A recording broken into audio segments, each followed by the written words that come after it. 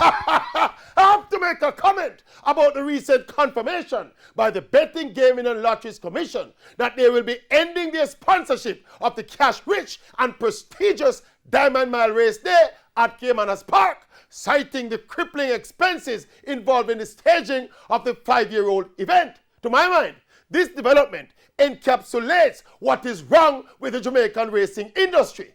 Local racing has long been unable to sustain itself as a viable independent entity, despite a myriad of attempts and strategies by various stakeholders.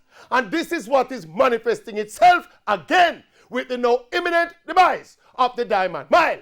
The Diamond Mile as a spectacle and as a presentation of the standard by which other race days should be patterned and judged. It's turning out that the industry simply cannot afford this standard quality event. So basically, let me give you an example of what is happening in the local racing industry.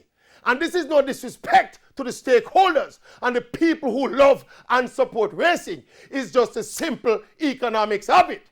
Now, in local racing, they have champagne taste and cream soda pockets. And better yet, they have red wine taste and Pepsi pockets. Yes, Pepsi.